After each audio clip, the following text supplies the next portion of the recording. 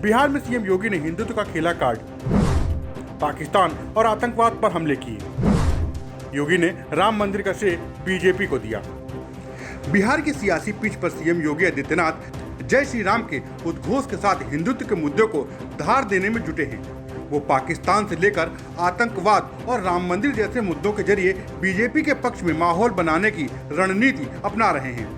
BJP में प्रधानमंत्री मोदी और गृह मंत्री अमित शाह के बाद सीएम योगी तीसरे सबसे कद्दावर नेता बनकर उभरे हैं। यही वजह है कि पार्टी सीएम योगी की उत्तर प्रदेश से सटे हुए बिहार के इलाकों वाली सीटों पर ज्यादा से ज्यादा रैलियां कर बीजेपी के पक्ष में माहौल बनाने में जुटी है। सीएम योगी ने बिहार में 3 जनसभा को संबोधित किया। पाकिस्तान आतंकवाद का जिक्र। अपने संबोधन में सीएम योगी ने सबसे पहले कोरोना के जरिए विपक्ष पर करारा हमला बोला। बीजेपी प्रत्याशी श्रेयसी सिंह के पक्ष में जनसभा को संबोधित करते हुए कहा, जो भी भारत के हितैषी हैं वे पीएम के साथ खड़े हैं। उन्होंने कहा है कि कांग्रेस के नेता पाकिस्तान की तारीफ करते हैं। भाइयों बहनों, बीमारी में बचाव ही सर्वोत्तम उपाय है और ये बचाव ऐसे ही जैसे इस भोजपुर क्षेत्र के लोगों ने नक्सलवाद से बचाव किया था। ये नक्सलवाद भी तो एक कोरोना ही है। इसका संक्रमण भी बहुत तेज फैलता है, लेकिन आपने बचाव किया तो नक्सलवाद स्वाहा हो गया। भोजपुर के तरारी में अगली जनसभा में सीएम योगी आदित्यनाथ ने भोजपुरी अंदाज में सबका अभिनंदन किया। रहुआ सबके अभिनंदन करत बानी।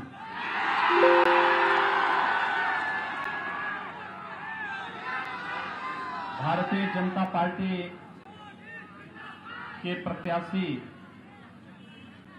श्री कौशल कुमार विद्यार्थी जी के समर्थन में आयोजित आज की सभा के अध्यक्ष। उसके बाद जनसभा में विपक्षियों पर हमला करते हुए योगी आदित्यनाथ ने कहा है कि 1990 के प्रारंभ में परिवारवाद की सरकार थी। उस समय ना लोगों को रोजगार मिला, ना घर मिला और ना ही गैस सिलेंडर मिला। वहीं योगी ने लालू यादव पर निशाना साधते हुए कहा है कि लालू जी की सरकार ने तो घर का खाना खा लिया, साथ में उन्होंने पशुओं का भी चारा खा लिया। हम इतने लाख लोगों को रोजगार देंगे, इतने लाख लोगों को नौकरी देंगे। 15 वर्षों तक बिहार में शासन करने का अवसर जब मिला था, उस समय न बिहार में नौकरी दी गई, न घर दिया गया, न यहाँ पे विद्युत कनेक्शन दिए गए, न रसोई गैस के कनेक्शन दिए गए,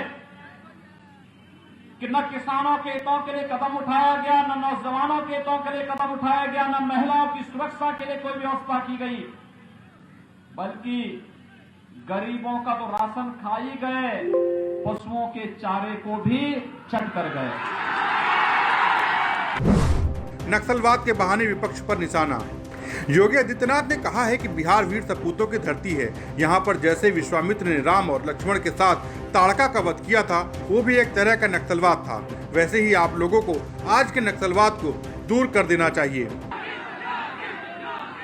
इसी बिहार की धरती पर एक ऋषि ने चिंतन किया था और उस कालखंड के सबसे बड़े आतंक का सफाया करने का जो चिंतन किया था, गादी तनय मन चिंता व्यापी, हर बिनु मरहि न निश्चर पापी। इसी बिहार की धरती पर महर्षि विश्वामित्र ने यह संकल्प लिया था और तब अयोध्या के 2 राजकुमार भगवान राम और भगवान कृष्ण, भगवान राम और उनके अनुज लक्ष्मण के रूप में आए थे। ताड़का, मारीच और सुबाहु, यानी ताड़का और सुबाहु को मार करके और मारीच को कई योजन दूर फेंक करके उन्होंने आतंक का सफाया इस धरती से प्रारंभ किया था। और मैं आप सबसे यही अपील करने के लिए आया हूं, बिहार की धरती तो ज्ञान की धरती है। पूरे देश और दुनिया को ज्ञान बांटने वाली बिहार की धरती। नक्सलवाद के लिए यहां कोई जगह नहीं होनी चाहिए, अराजकता के लिए कोई जगह नहीं होनी चाहिए, भ्रष्टाचार के लिए कोई जगह नहीं होनी चाहिए। राम मंदिर का खेला दांव। इसके बाद आज की तीसरी जनसभा पटना के पालीगंज विधानसभा में थी, जहां सीएम योगी के बोलने से पहले जय श्री राम के नारे लगाए गए। धरती से आया हूँ, लीलाधारी भगवान श्री कृष्ण की जन्मभूमि उत्तर प्रदेश ही है और भगवान श्री कृष्ण की जन्मभूमि से आज मुझे बिहार के पहले मुख्यमंत्री श्री कृष्ण सिंह जी के 133वीं जयंती के कार्यक्रम में यहां पर उपस्थित होने का सौभाग्य प्राप्त हो रहा है। बिहार के विकास के लिए जो मॉडल उन्होंने खड़ा किया था, आज उसकी आवश्यकता बिहार महसूस करता और बिहार में नीतीश जी के नेतृत्व में पिछले 15 वर्षों से विकास और सुशासन का जो मॉडल खड़ा हुआ है, ये उन्हीं भावनाओं का प्रतिनिधित्व कर रहा है। धारा 370 के बहाने कांग्रेस पर हमला। यूपी के मुख्यमंत्री योगी आदित्यनाथ ने कहा है कि आज बिहार पर जिम्मेदारी है। नीतीश कुमार जी के नेतृत्व में काफी हद तक कोरोना से लड़ाई जीत चुके हैं। राजद और कांग्रेस एक नए कोरोना के रूप में भारतीय कम्युनिस्ट पार्टी माले को लेकर आपके बीच छोड़ना चाहते हैं। ये कोरोना से कम नहीं है। जिम्मेदारी है, कोरोना से लड़ाई जीते हो, काफी हद तक जीत चुके हो नीतीश कुमार जी के नेतृत्व में, लेकिन राजद और कांग्रेस एक नए कोरोना के रूप में भाकपा माले को लेकर के आपके बीच में से छोड़ना चाहता है। ये कोरोना से कम नहीं है। चलो, भारत के टुकड़े टुकड़े करने की मंशा के साथ भारत के उच्च संस्थानों में नारेबाजी कर रहे हो, कांग्रेस और राजद का उन्हें समर्थन मिलना इससे बड़ा दुर्भाग्य भारत के राजनीतिक क्षेत्र में दूसरा नहीं हो सकता है। और ये लोग आकर के एक बार फिर से देश के अंदर आतंकवाद को, नक्सलवाद को, उग्रवाद और अलगाववाद को फैलाने की खुद भी चेष्टा होने देना है, और यही अपील करने के लिए आज मैं आपके बीच आया हूं। याद करिए,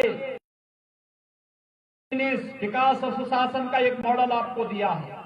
वहीं पहले चरण के चुनाव के लिए कहलगांव में एक रैली को संबोधित करते हुए रक्षा मंत्री राजनाथ सिंह ने कांग्रेस और आरजेडी पर एक साथ जमकर निशाना साधा।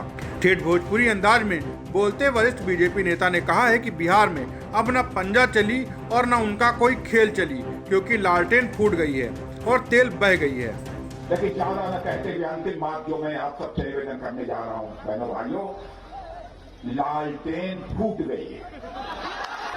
लालटेन, फिर से सुनिए, लालटेन फूट गई है। अरे सुना कर, हमरो सुना, लालटेन फूट गई है, अब तेल बह गई है।